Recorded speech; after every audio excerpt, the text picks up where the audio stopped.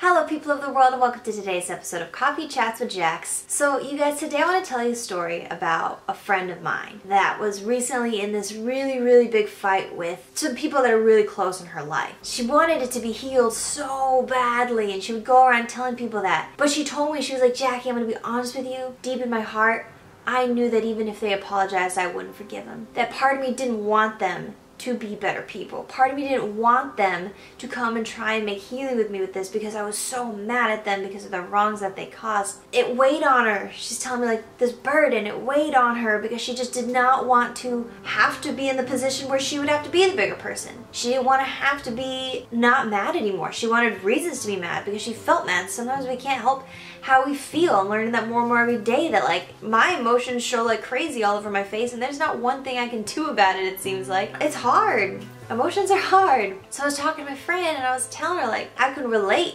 with that for a whole lot of reasons. So me and her would pray. We would pray like crazy that this anger that she felt towards them would go away. One thing about forgiveness is that it's not so much for the other person as much as it is for yourself. And I know that people say that all the time. I know that people say a lot of the things that I'm saying all the time, but it's one thing to say them and another thing to experience them. Because when you're able to forgive somebody, you're able to have peace with what happened, and it's not something that you think about constantly. One day, that anger was gone, and the day that that anger was gone, she reached out to these people, and they ended up apologizing, and she was able to actually forgive them, actually make amends. And yes, their relationship was going to look differently because they had hurt her, but she was able to actually extend forgiveness and extend grace, which was really cool. And we were talking about it, and I was like, oh my gosh, there's so much power in that. There's power in receiving the grace because we receive grace every single day. We mess up every single day. There's grace for us that we don't even know we need yet. But the power of being the one to be free enough to extend the grace, first of all, when we're that person that gets to extend the grace, we get to realize how hard it actually is to forgive someone. That gives us a whole new picture of what God does for us every single day. It's hard. When you've been hurt by someone, especially when they don't see how they've hurt you, it's really hard to be at peace with that. It's really hard to forgive them. But my friend was telling me that like the second that anger was lifted from her and she was able to forgive and able to actually not be secretly still mad at them, that was like the freest thing ever. And I was like, you know what? I want that. That's the way out. Because people are gonna hurt people. Like I've said that enough times. We live in a fallen world. We are broken. We're going to make mistakes. But the ability to extend grace is just as powerful as the ability to receive grace. The ability to not be mad anymore, to pick a different perspective. Everyone around the world is so obsessed with finding things that are wrong. We are so obsessed with being the victim. Yes, sometimes we are the victim, but a lot of the time, we're not. We have the opportunity to get back up and to move forward. Perspective is huge. Perspective is so huge. Yeah, there's a lot of crap in the world, but there's also a lot of good in the world. The thing I hate the most about like the news is that it only seems to ever focus on the bad. Like maybe that's just when I'm watching the news, but more often than not, if it's on, it's reporting bad news. I don't want to focus on that. That's always going to be in the world, and yeah, it might sound naive for me to not want to know all this bad stuff, but I just want to fill my head with good stuff. I want to have a good perspective on the world. I want to try and be positive. That might sound naive and people might not take me very seriously, but you know what? That's just the kind of life I want to choose to live.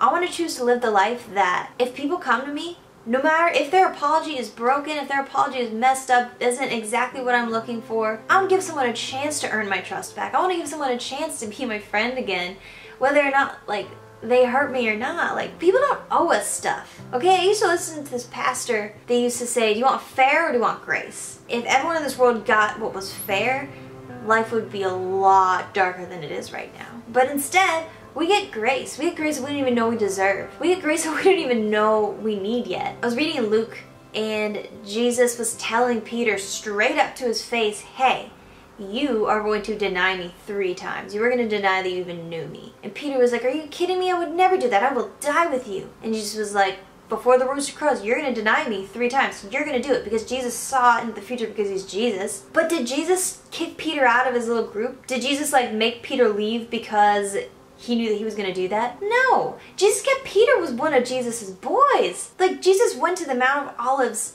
this place, and he only picked 3 disciples to go with him. They were his main innermost circle to go with him and pray with him before the day he was going to go be crucified. And guess who was one of them?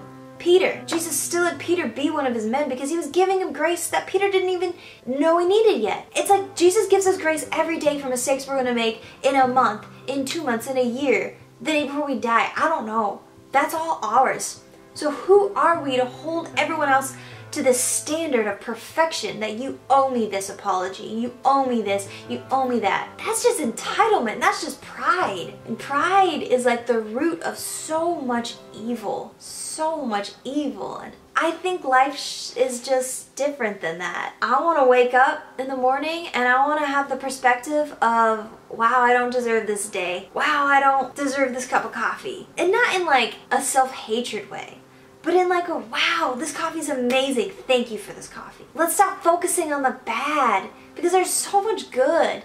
There's so much good. Thank you for watching this video. Thank you for caring about what I have to say. If you really do enjoy this stuff, then please go check out my Patreon page. There's a link in the box on the side of the screen or a link in the description box below. That's where you can find out more of what I'm doing, more ways to get involved, read the first 3 pages of the book that I'm writing, and just do life together because we're meant to do it together. We're meant to be in community. We're meant to be in family. And I'm really thankful for you guys. So if you want to learn more about what I'm doing, go click those links. If not, you can go ahead and follow me on Instagram, Twitter, any of those things. Let's just be in communication. All that's description box below. I love you guys, and I'll see you next week.